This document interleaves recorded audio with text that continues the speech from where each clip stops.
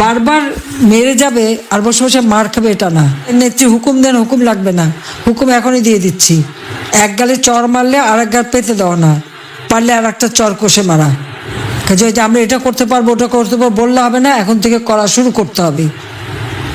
কবে সময় আসবে সেটা না।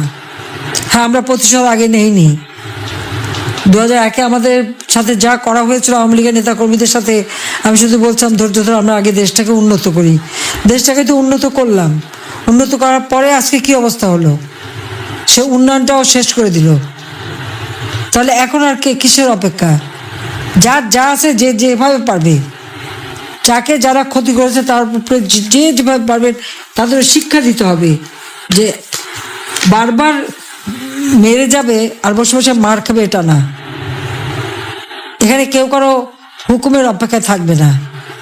আর দুঃসময় যারা কাজ করবে, যে যেখানে কাজ করবে, কোন নেতা কি হুকুম দেবে সেটা না।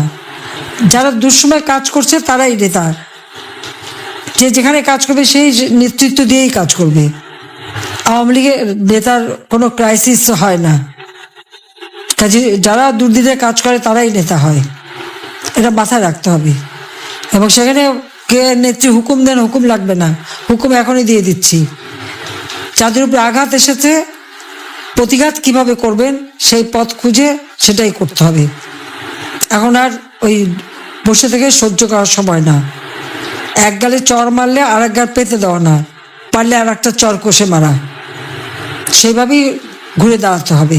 আমি তো আছি, হ্যাঁ, সেই দিন হয়তো বেঁচে থাকলাম না আমরা দুই বোন, কারণ সেই দিন ওইটাই লক্ষ্য ছিল যে 15 আগস্ট বেঁচে গেছি, আমাদের আর বেঁচে থাকতে দেবে না। কাজে সেইভাবেই সবাইকে কাজ করবার জন্য আমি নির্দেশ দিচ্ছি। বেঁচে যখন আছি, আল্লাহ বারবার বাঁচিয়ে রাখে, কেন জানি না, কিন্তু বাঁচায়। নিশ্চয় আল্লাহ আমাকে দিয়ে কোনো কাজ করাবেন বলেই আমাকে বাঁচিয়ে রেখেছেন। 21 আগস্ট গ্রেনেড হামলা থেকে বাঁচিয়েছিলেন, যুদ্ধাপরাধীদের বিচার শেষ করেছি, জাতির পিতা হত্যাকারীদের বিচার শেষ করেছি। বাঁচিয়ে রেখেছিলেন এই জন্য যে বাংলাদেশকে উন্নত করব, উন্নয়নশীল দেশের মর্যাদায় বাংলাদেশকে উন্নীত করেছি। কারণ বাংলাদেশ সেই পাপের হাত থেকে মুক্তি পেয়েছিল, বিচারহীনতার হাত থেকে মুক্তি পেয়েছিল, যুদ্ধাপরাধীদের বিচার করেছিলাম, সেই জন্যই বাংলাদেশের উন্নতি হয়েছিল। আজকে আবার বাংলাদেশের সেই উন্নয়নকে ধ্বংস করেছে। আল্লাহ বাঁচিয়ে রেখেছেন যে আজ থেকে চেহারাগুলি সব চেনা হয়ে গেল।